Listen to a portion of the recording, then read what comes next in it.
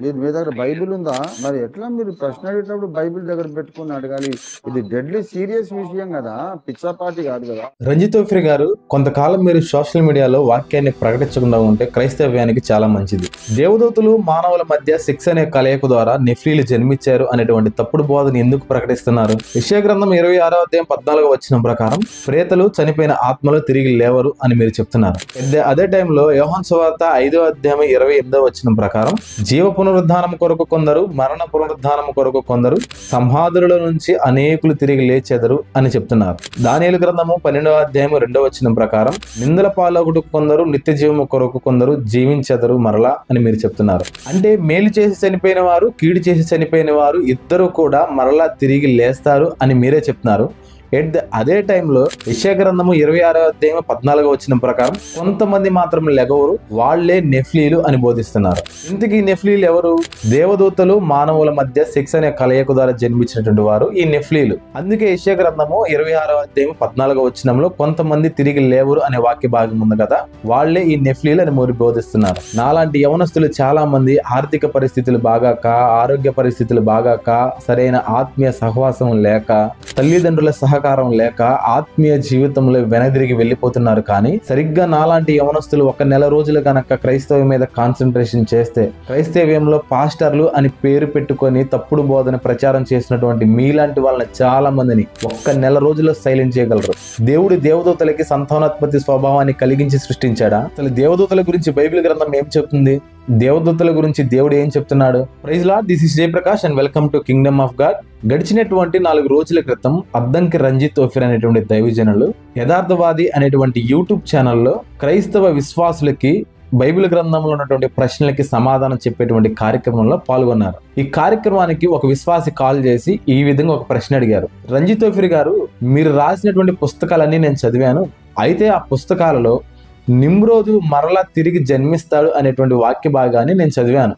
అదే టైంలో నెఫ్లీలు దేవదూతలు మానవుల కలయిక వల్ల జన్మించినటువంటి వారు అనేటువంటి వాక్య భాగాలను కూడా నేను చదివాను. అది ఎలాగో మరలా ఒకసారి నేను తెలుసుకోవాలనుకుంటున్నారు, మీరు మాకు సమాధానం చెప్తారా అని అడిగితే రంజిత్ ఓఫ్రి గారు ఈ విధంగా సమాధానం చెప్పడం మొదలు పెట్టారు. యెషయా గ్రంథము 26వ అధ్యాయము 14వ వచనం 14 చచ్చిన వారు మరలా బ్రతుకరు, ప్రేతలు మరలా లేవరు. కానీ దానియేలు ప్రవచన గ్రంథములో చాలా తేటగా దానియేలు చెప్తాడు, సమాధులలో నిద్రించు అనేకులు మేలుకొనెదరు, కొందరు నిత్య జీవము అనుభవించుటకును, మరికొందరు నిందపాలగుటకు, నిత్యముగా హేయులగుటకు మేలుకొందురు. యోహాను సువార్త 5వ అధ్యాయము 28వ వచనం. ఇక్కడ పునరుద్ధానం ఉన్నదని స్పష్టంగా చెబుతూ యెషయా 26:14లో ప్రేతలు మరలా లేవరని ఉంది కదా, ఇది కాంట్రడిక్షన్ గా ఉంది కదా అని మనం పరిశోధిస్తే మూల భాషలో అక్కడ ఉన్న మాట ఈ నెఫీలులు పునరుద్ధానము చెందరు అని ఉంటది. దేవుని డిజైనింగ్ లో ఉన్న శరీరాలవి కాదు, కాబట్టి ఆ శరీరాలకు పునరుద్ధానం ఉండదు. వీడియో క్లిప్ చూసారు కదా, రంజిత్ ఓఫ్రి గారు ఏమంటున్నారంటే యెషయా గ్రంథము 26వ అధ్యాయం 14వ వచనంలో చనిపోయినటువంటి వారు కొంతమంది తిరిగి లేవరు అని దేవుని యొక్క వాక్యం చెప్తుంది. అదే టైంలో యోహాను సువార్త 5వ అధ్యాయం 28వ వచనము, దానియేలు గ్రంథము 12వ అధ్యాయం 2వ వచనం ప్రకారం జీవ పునరుద్ధానము కొరకు కొందరు, మరణ పునరుద్ధానము కొరకు కొందరు, సమాధులలో నుండి అనేకులు తిరిగి లేచెదరు అని దేవుని యొక్క వాక్యం చెప్తుంది. నిందల పాలొకటుకు కొందరు, నిత్య జీవము కొరకు కొందరు, అనేకులు తిరిగి లేచెదరని చెప్పేసి దేవుని యొక్క వాక్యం చెబుతుంది. దేవుని యొక్క వాక్యం ఒక పక్క చచ్చిన వారు ప్రేతలు తిరిగి లేవరు అని చెప్తుంది. దేవుని యొక్క వాక్యము మరణించినటువంటి మంచివారు చెడ్డవారు తీర్పు కొరకు మరలా తిరిగి లేస్తారు అని చెప్తుంది. దేవుని యొక్క వాక్యం ఒకదానికి ఒకటి విభేదించుకుంటున్నాయి కదా. ఎందుకు ఈ విధంగా విభేదించుకుంటున్నాయి అని అంటే యెషయా గ్రంథము 26వ అధ్యాయం 14వ వచనంలో ఉన్నటువంటి చచ్చిన వారు తిరిగి లేవరు, ప్రేతలు తిరిగి లేవరు అనేటువంటి వాక్య భాగాన గనక మనం ఆదిమ హెబ్రీ భాషలో చూడగలిగితే నెఫ్లీలు తిరిగి లేవరు అనేటువంటి అర్థాన్ని మనం చూస్తాము అని అంటున్నారు. అసలు యెషయా గ్రంథము 26వ అధ్యాయం 14వ వచనాన్ని గనక మనం స్పష్టంగా గమనిస్తే అసలు పునరుద్ధానం కొరకు సంబంధించినటువంటి వాక్య భాగమే కాదు, ఆ సందర్భమే కాదు. అసలు యెషయా గ్రంథము 26వ అధ్యాయం 14వ వచనంలో ఉన్నటువంటి చచ్చిపోయిన వారు తిరిగి లేవరు, ప్రేతలు తిరిగి లేవరు అనేటువంటి వాక్య భాగాన్ని స్పష్టంగా మనం తెలుసుకోవాలని అంటే యెషయా గ్రంథము 26వ అధ్యాయం ఏ సందర్భంలో రాయబడిందో మనం తెలుసుకోవాలి. యెషయా గ్రంథము 26వ అధ్యాయం అనేది ఇశ్రాయేలు ప్రజలు, యూదా దేశ ప్రజలు దేవుణ్ణి స్తుతిస్తూ కీర్తిస్తూ దేవుణ్ణి కొనియాడుతున్నటువంటి సందర్భంలో రాయబడినటువంటి అధ్యాయము. కానీ జీవ పునరుద్ధానము కొరకు, మరణ పునరుద్ధానము కొరకు, అసలు పునరుద్ధాన సందర్భంలో రాయబడినది ఈ యెషయా గ్రంథము 26వ అధ్యాయము కాదు. కేవలము దేవుణ్ణి స్తుతిస్తూ రాయబడినటువంటి సందర్భంలో మాత్రమే యెషయా గ్రంథము 26వ అధ్యాయాన్ని మనం చూస్తాము. ఎందుకు ఇశ్రాయేలు ప్రజలు దేవుణ్ణి స్తుతిస్తూ కొనియాడుతున్నారనంటే, ఇశ్రాయేలు ప్రజలు ఐగుప్తు ప్రాంతం నుంచి కానాను ప్రదేశానికి చేరేంత వరకు కూడా ఇశ్రాయేలు ప్రజల ముందున్నటువంటి అనేకమైనటువంటి రాజుల్ని, అనేకమైనటువంటి రాజ్యాలని దేవుడు వారి ముందు నిలవలేకుండా చేసి వారందరినీ కూడా సంహరించాడు. ప్రతి యుద్ధంలో కూడా ఇశ్రాయేలు ప్రజలకి దేవుడు విజయాన్ని కలిగజేశాడు. ఇశ్రాయేలు ప్రజల ముందు పెద్ద పెద్ద రాజ్యాలు, పెద్ద పెద్ద రాజులు సహితము ఓడిపోయారు. ఇశ్రాయేలు ప్రజలకి ఎలాంటి యుద్ధ నైపుణ్యం లేకపోయినప్పటికీ కూడా యుద్ధంలో విజయాన్ని దేవుడు కలిగించాడు.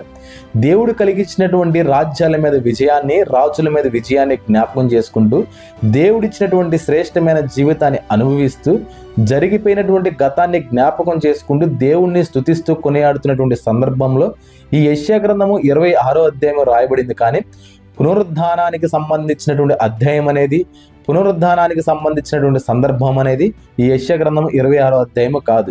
యెషయా గ్రంథము 26వ అధ్యాయము 14వ వచనంలో చచ్చిన వారు తిరిగి లేవరు, ప్రేతలు లేవరు అనేటువంటి మాట ఆదిమ హెబ్రీ భాషలో రెఫాయిం అనేటువంటి మాటని మనం చూస్తాము. రెఫాయిం అనేటువంటి మాట ఏమిటంటే నిస్సహాయులు, శక్తి లేనివారు, తిరిగి లేవలేని వారు, మరణించిన వారు అనేటువంటి అర్థాలను తీసుకొస్తుంది. ఈ రెఫాయిము అనేటువంటి మాటకి అద్దంకి రంజిత్ తోఫీర్ గారు జోడించినటువంటి మాట ఏమిటి?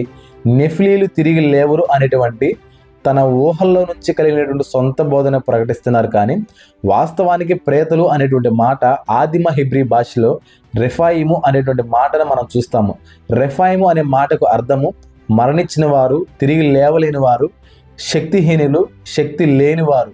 అంటే ఈ యెషయా గ్రంథము 26వ అధ్యాయం ఏ సందర్భానికి సంబంధించింది? రాజ్యాలను, రాజులను ఇశ్రాయేలు ప్రజల ముందు నుంచి దేవుడు తొలగించాడు కదా, వాటన్నిటిని ఇశ్రాయేలు ప్రజలు జ్ఞాపకం చేసుకుంటూ దేవుణ్ణి కొనియాడుతున్నటువంటి సందర్భం. సో ఈ సందర్భంలో ఈ ప్రేతలు అనేటువంటి మాట రాజ్యాలు మరలా తిరిగి శక్తి పొందుకోలేవు, రాజ్యాలు మరలా తిరిగి మా ముందు నిలబడలేవు, ఏ రాజులు కూడా మా ముందు నిలబడలేరు అనేటువంటి సందర్భంలోకి వస్తుంది. కానీ జీవ మరణ పునరుద్ధానాలకు సంబంధించినటువంటి మాట అయితే మాత్రం ఈ యొక్క వాక్య భాగము కాదు. సో ఒకవేళ అద్దంకి రంజిత్ తోఫీర్ గారు చెప్పిన విధంగా యెషయా గ్రంథము 26వ అధ్యాయం 14వ వచనంలో ఉన్నటువంటి ప్రేతలు అనేటువంటి మాట నెఫ్లీలే అనే అర్థాన్ని తీసుకొస్తే, నెఫ్లీలు తిరిగి లేవరు అనేటువంటి అర్థాన్ని తీసుకొస్తే, ఈ నెఫ్లీలు ఎవరు? వారికి రక్త మాంసాలు లేవా?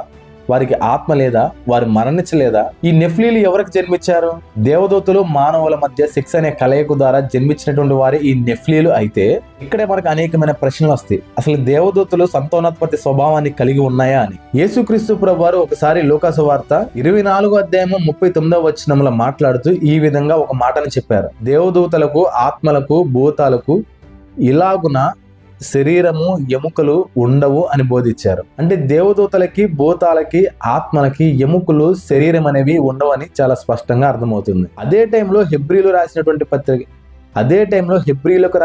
పత్రిక 2వ అధ్యాయం 16వ వచనంలో దేవదూతల స్వభావాన్ని ధరించుకొనక ఆయన మానవ స్వభావాన్ని ధరించుకొని మన మధ్యలోనికి వచ్చును అనేటువంటి మాటను మనం గమనిస్తాము. అంటే దేవదూతలు అనేవారు మరణము లేనివారు, దేవదూతలు అనేవారు శరీరము, ఎముకలు లేనివారు. అలాంటి వ్యక్తిత్వం కలిగినటువంటి వారు, శరీరము లేనివారు, ఎముకలు లేనివారు, మరణం లేనివారు, మరణం ఉన్నటువంటి, శరీరం ఉన్నటువంటి, ఎముకలు ఉన్నటువంటి మానవులతో ఎలా కలయికను జరపగలుగుతారు? మనకి ఇంకా చాలా స్పష్టంగా అర్థం కావాలంటే బైబిల్ గ్రంథంలో ఒక మానవుడనే దేవుడు స్వయాన తన అరచేతులతో నిర్మించుకొని తన పోలిక చొప్పున, తన స్వరూపము చొప్పున నిర్మించుకున్నాడు. కానీ ఈ సృష్టి కానీ, ఈ సృష్టిలో ఉన్నటువంటి ఏ ప్రాణి అయినా కానీ సరే దేవుని నోటి మాట ద్వారా క్రీస్తునందు కలుగునుగా కంటే కలిగాయి. కానీ కేవలం ఒక మానవుడు మాత్రమే దేవుని పోలిక చొప్పున, దేవుని యొక్క స్వభావం చొప్పున సృష్టించబడ్డాడు. మానవుడు దేవుని పోలిక చొప్పున, దేవుని స్వభావం చొప్పున సృష్టించబడ్డట్లుగా బైబిల్ గ్రంథంలో అనేకమైన లేఖన భాగాలు మనం చూస్తాం. కానీ దేవదూతలు సంతానోత్పత్తి స్వభావాన్ని కలిగి ఉన్నాయని, కానీ దేవదూతలు మానవులతో కలయిక చేయగలుగుతారు అనేటువంటి ఒక్క వాక్య భాగాన్ని కూడా, ఒక్క సందర్భాన్ని కూడా మనం చూడం. కానీ యెషయా గ్రంథము 14వ అధ్యాయం 12వ వచనం అనేది ప్రేతలు తిరిగి లేవరు, ఆత్మలు తిరిగి లేవవు అనేటువంటి వాక్య భాగము, యోహాను సువార్త 5వ అధ్యాయం 28వ వచనము, దానియేలు గ్రంథము 2వ అధ్యాయం 12వ వచనము. ఈ వాక్య భాగాలు అనేవి ఒకదానికొకటి విభేదించుకుంటున్నాయి. ఎందుకు విభేదించుకుంటున్నాయి అని అంటే, కొన్ని వాక్య భాగాలు అనేవి మరణించినటువంటి మంచివారు, మరణించినటువంటి చెడ్డవారు ప్రతి ఒక్కరు కూడా అంత్య దినంలో తిరిగి లేస్తారు అని చెప్తుంటే, యెషయా గ్రంథము 26వ అధ్యాయం 14వ వాక్య భాగం ప్రకారం కొంతమంది తిరిగి లేవరు. అంటే ఈ రెండు వాక్య భాగాలు ఒకదానికొకటి విభేదించుకుంటున్నాయి. ఏంటి ఆ విభేదించుకున్నటువంటి విషయం అని అంటే, అద్దంకి రంజిత్ తోఫీర్ గారు తన ఊహాత్మకమైనటువంటి బోధని ఈ రెండు వాక్య భాగాల మధ్య బోధించి క్రైస్తవ్యానికి ప్రచారం చేస్తున్నారు. ఎక్కడైనా కానీ సరే బైబిల్ గ్రంథంలో దేవదూతలకి సంతానోత్పత్తి స్వభావం ఉందని కానీ, సంతానోత్పత్తి స్వభావాన్ని కలిగించే విధంగా దేవుడు వాటిని సృష్టించాడని కానీ, కేవలము సొంత ఆలోచనలతో బోధించేటువంటి మాటలే కానీ ఎక్కడా కూడా ఒక లేఖన ఆధారాన్ని కూడా మనం చూడం. ఒకవేళ దేవదూతలు మానవుల కలయిక ద్వారా నెఫ్లీలు జన్మిస్తే, యెషయా గ్రంథము 26వ అధ్యాయం 14వ వచనము తిరిగి లేవనటువంటి ప్రేతలు నెఫ్లీలు అయితే, ఈ ప్రశ్నలన్నింటికి అద్దంకి రంజిత్ తోఫీర్ గారు సమాధానం చెప్తే చాలా బాగుంటుంది. అసలు మానవులతో కలయిక చేసేటువంటి సామర్థ్యం అనేది, సంతానోత్పత్తి స్వభావం అనేది దేవదూతలకు ఉందా?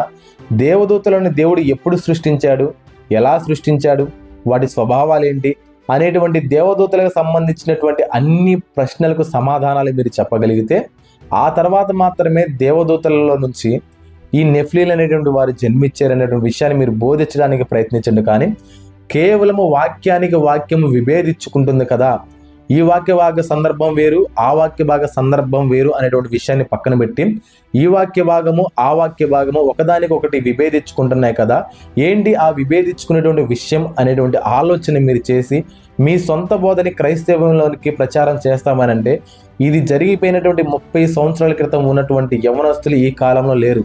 30 సంవత్సరాల క్రితం మీరు చేసినటువంటి బోధలు వినటువంటి విశ్వాసులు ఈ కాలంలో లేరు. ఇప్పటికే క్రైస్తవం అనేది అనవసరమైనటువంటి సోషల్ మీడియాలో సాక్ష్యాలను బట్టి, అనవసరమైనటువంటి సేవకుల మధ్య గొడవలను బట్టి, అనవసరమైనటువంటి వాక్యాన్ని తప్పుగా బోధించడాన్ని బట్టి, అనవసరంగా దశమ భాగాల గురించినటువంటి విషయాల్ని పదే పదే ప్రకటించడాన్ని బట్టి ఇప్పటికే 2 తెలుగు రాష్ట్రాల్లో, భారతదేశంలో అనేకమైనటువంటి నిందలని, అవమానాలని, వ్యతిరేకతల్ని ఎదుర్కొంటూ క్రైస్తవం అనేది ఇప్పటికీ చాలా దిగజారిపోయింది. దేవుని యొక్క వాక్యానికి, యేసుక్రీస్తు ప్రభువారి యొక్క త్యాగానికి విలువ లేకుండా పోయింది. దయచేసి అనేకమైన ప్రశ్నలకి సమాధానం బోధించిన తర్వాత మాత్రమే మీరు ఇచ్చేటువంటి స్టేట్మెంట్లని పాస్ చేయండి. కానీ వాక్య భాగాల మధ్య ఉన్నటువంటి సందర్భాలని పక్కన పెట్టి వాటి మధ్య మీరు ఒక కొత్త విషయాన్ని పుట్టించడానికి మాత్రం ప్రయత్నించొద్దు. Praise Lord, this is Jayaprakash and welcome to kingdom of God.